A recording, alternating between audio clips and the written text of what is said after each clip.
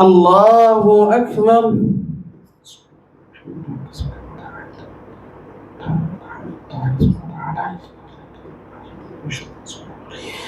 الحمد لله رب العالمين الرحمن الرحيم مالك يوم الدين. إياك نعبد وإياك نستعين. اهدنا الصراط المستقيم صراط الذين أنعمت عليهم غير المغضوب عليهم ولا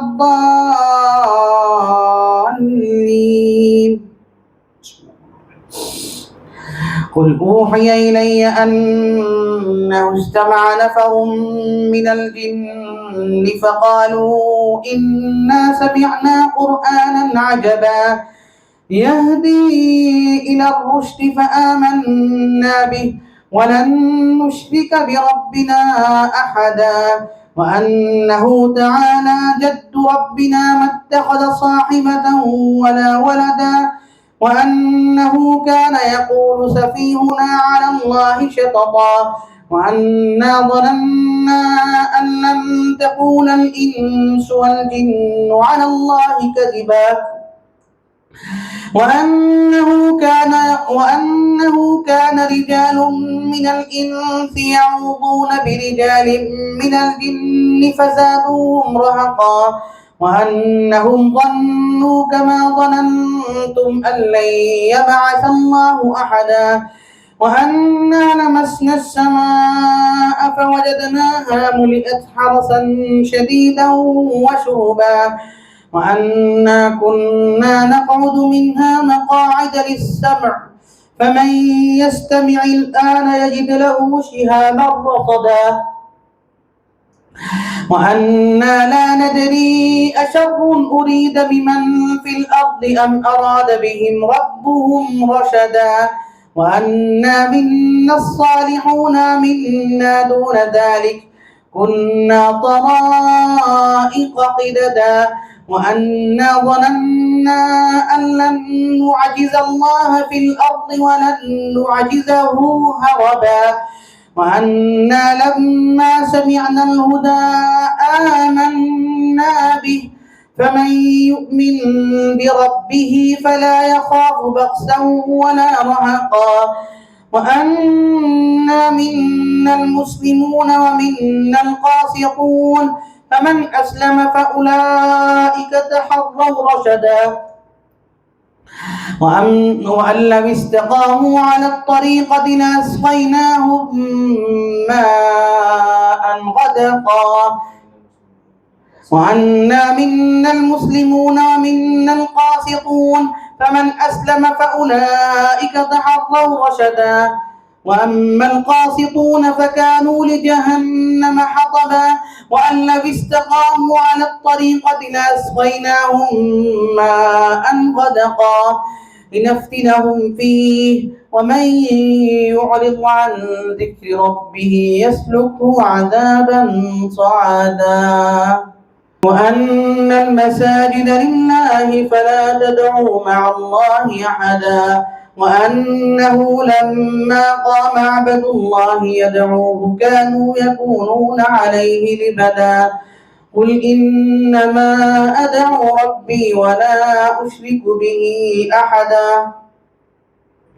قل إني لا أملك لكم ضرا ولا رشدا قل إني لن يجيرني من الله أحد ولن أجد من دونه ملتحدا إلا بلاغا من الله ورسالاته ومن يعص الله ورسوله فإن له نار جهنم خالدين فيها أبدا حتى إذا رأوا ما يوعدون فسيعلمون من أضعف ناصرا وأقل عددا قل إن أدري أقريب ما توعدون أم يجعل له ربي أمدا عالم الغيب فلا يظهر على غيبه أحدا إلا من ارتضى من رسول إلا من ارتضى من رسول فإنه يسلك من بين يديه ومن خلفه رصدا ليعلم أن قد أبلغوا رسالات ربهم وأحاط بما لديهم وأحصى كل شيء عددا. يا أيها المزمل قم الليل إلا قليلا نصفه أو انقص منه قليلا أو زد عليه ورتل القرآن ترتيلا إنا سنلقي عليك قولا ثقيلا إن ناشئة الليل هي أشد وطئا وأقوم قيلا إن لك في النهار سبحا طويلا واذكر اسم ربك وتبتل إليه تبتيلا رب المشرق والمغرب لا إله إلا هو فاتخذه وكيلا واصبر على ما يقولون واهجرهم هجرا جميلا وذرني والمكذبين أولي النعمة ومهلهم قليلا إن لدينا أنكالا وجحيما وطعاما ذا غصة وعذابا أليما يوم ترجف الأرض والجبال وكانت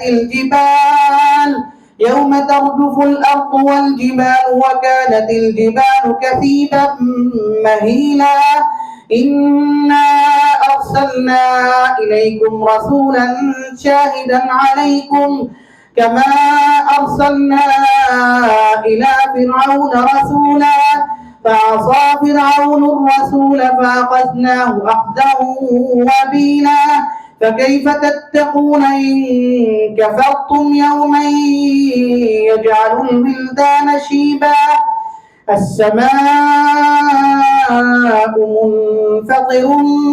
به كان وعده مفعولا إن هذه تذكرة فمن شاء اتخذ إلى ربه سبيلا إن ربك يعلم أنك تقوم أدنى من ثلثي الليل ونصفه وثلثه وطائفة من الذين معك والله يقدر الليل والنهار علم أن لن تحصوه فتاب عليكم فقرؤوا ما تيسر من القرآن علم أن سيكون منكم مرضى وآخرون يضربون في الأرض يبتغون من فضل الله وآخرون يقاتلون في سبيل الله فقرؤوا ما تيسر منه وأقيموا الصلاة وآتوا الزكاة وأقرضوا الله قرضا حسنا وما تقدموا لأنفسكم من خير تجدوه عند الله هو خيرا وأعظم أجرا واستغفروا الله إن الله غفور رحيم. يا أيها المدثر قم فأنذر وربك فكبر وثيابك فطهر والرجز فاهجر ولا تمنن تستكثر ولربك فاصبر فإذا نقر في الناقور فذلك يومئذ يوم عسير على الكافرين غير يسير ذرني ومن خلقت وحيدا وجعلت له مالا ممدودا وبنين شهودا ومهدت له تمهيدا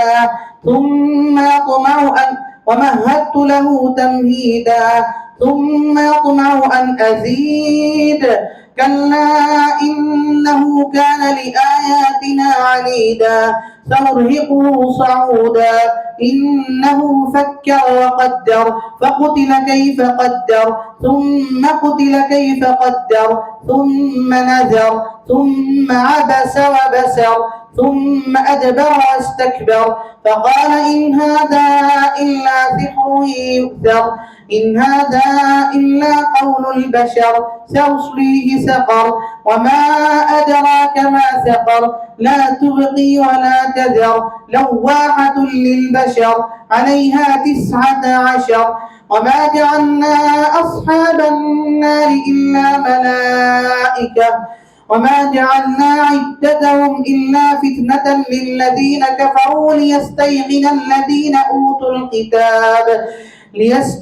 الذين أوتوا الكتاب ويزداد الذين آمنوا إيمانا ولا يرتاب الذين أوتوا الكتاب والمؤمنون وليقول الذين في قلوبهم مرض والكافرون ماذا أراد الله بهذا مثلا كذلك يضل الله من يشاء ويهدي من يشاء وما يعلم جنود ربك إلا هو وما هي إلا ذكرى للبشر كلا والقمر والليل إذ أدبر والصبح إذا أسفر إنها لإحدى الكبر نذيرا للبشر لمن شاء منكم أن يتقدم أو يتأخر كل نفس بما كسبت رهينة إلا أصحاب اليمين في جنات يتساءلون عن المجرمين ما سلككم في سقر قالوا لم نك من المصلين ولم نك نطعم المسكين وكنا نخوض مع الخائضين وكنا نكذب بيوم الدين حتى أتانا اليقين فما تنفعهم شفاعة الشافعين فما لهم عن التذكرة معرضين كأنهم حمر مستنفرة فرت من قسورة بل يريد كل امرئ منهم أن يؤتى صحفا منشرة كلا بل لا يخافون الآخرة كلا إنه تذكرة فمن شاء ذكره وما يذكرون إلا أن يشاء الله هو أهل التقوى وأهل المغفرة لا أقسم بيوم القيامة ولا أقسم بالنفس اللوامة أيحسب الإنسان أن لن نجمع عظامه بلى قادرين على أن نسوي بنانه بل يريد الإنسان ليفجر أمامه يسأل أيان يوم القيامة فإذا برق البصر وخسف القمر وجمع الشمس والقمر يقول الإنسان يومئذ أين المفر كلا لا وزر إلى ربك يومئذ المستقر ينبأ الإنسان يومئذ بما قدم وأخر كلا لا وزر إلى ربك يومئذ المستقر ينبأ الإنسان يومئذ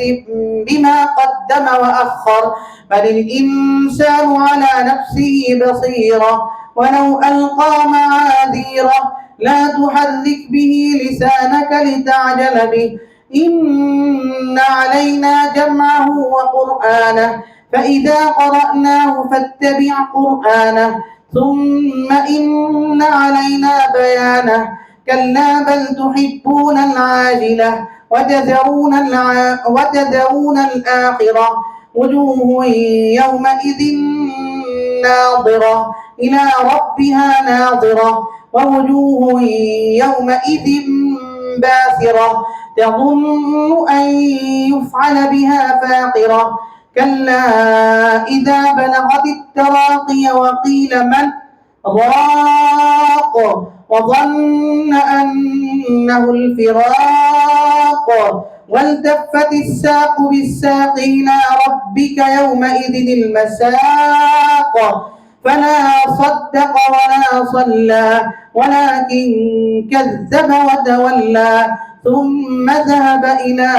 أهله يتمطى أولى لك فأولى ثم أولى لك فأولى أيحسب الإنسان أن يترك صدى ألم يك نطفة من مني يمنى ثم كان علقة فخلق فسوى فجعل منه الزوجين الذكر والأنثى أليس ذلك بقادر على أن يحيي الموتى هل أتى على الإنسان حين من الدهر لم يكن شيئا مذكورا إنا خلقنا الإنسان من نطفة أمشاج نبتليه فجعلناه سميعا بصيرا إنا هديناه السبيل إما شاكرا وإما كفورا إنا أعتدنا للكافرين سلاسل وأغلالا وسعيرا إن الأبرار يشربون من كأس كان مزاجها كافورا عينا يشرب بها عباد الله يفجرونها تفجيرا يوفون بالنذر ويخافون يوما كان شره مستطيرا ويطعمون الطعام على حبه مسكينا ويتيما وأسيرا إنما نطعمكم لوجه الله لا نريد منكم جزاء ولا شكورا إنا نخاف من ربنا يوما عبوسا قمطريرا فوقاهم الله شر ذلك اليوم ولقاهم نضرة وسرورا وجزاهم بما صبروا جنة وحريرا متكئين فيها على الأرائك لا يرون فيها شمسا ولا زمهريرا ودانية عليهم ظلالها وذللت قطوفها تذليلا ويطاف عليهم بآنية من فضة وأكواب كانت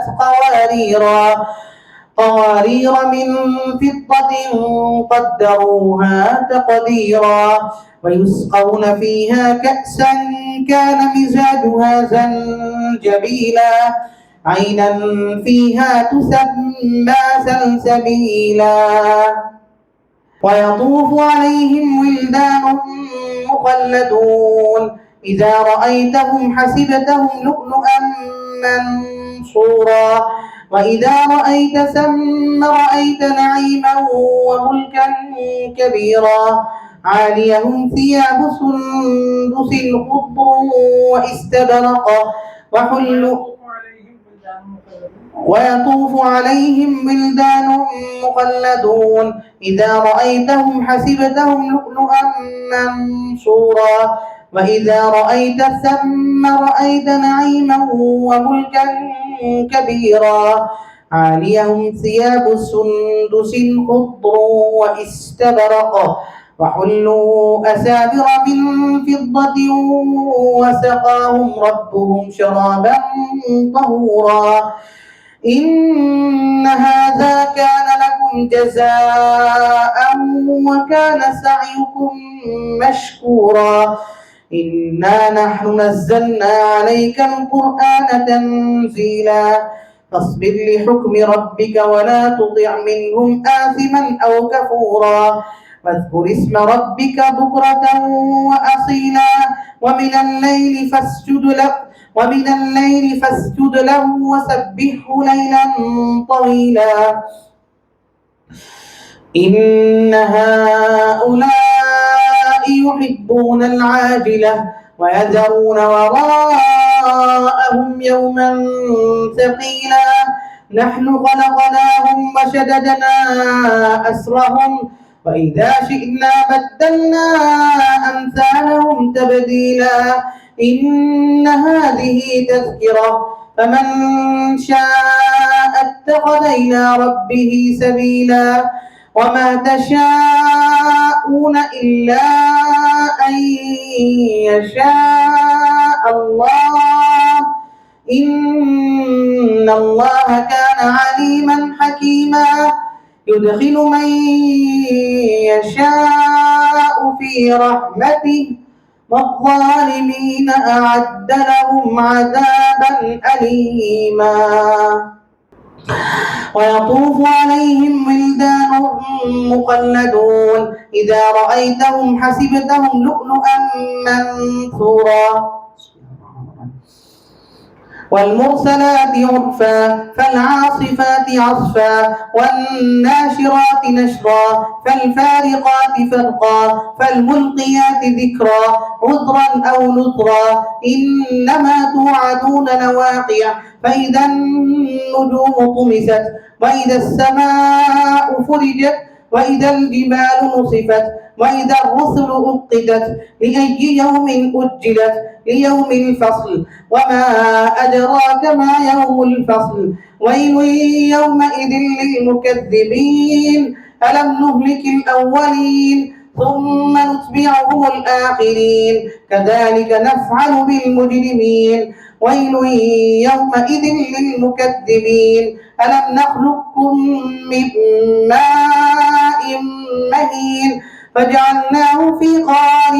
مكين إلى قدر معلوم فقدرنا فنعم القادرون ويل يومئذ للمكذبين ألم نجعل الأرض كفاتا أحياء وأمواتا وجعلنا فيها رواسي شامخات وأسقيناكم ماء فراتا ويل يومئذ للمكذبين انطلقوا إلى ما كنتم به تكذبون انطلقوا إلى ظل ذي ثلاث شعب انطلقوا إلى ظل ذي ثلاث شعب لا ظليل ولا يغني من اللهب إنها ترمي بشرر كالقصر كأنه جمالة صفر ويل يومئذ للمكذبين هذا يوم لا ينطقون ولا يؤذن لهم فيعتذرون ويل يومئذ للمكذبين هذا يوم الفصل جمعناكم والأولين فإن كان لكم كيد فكيدون ويل يومئذ للمكذبين إن المتقين في ظلال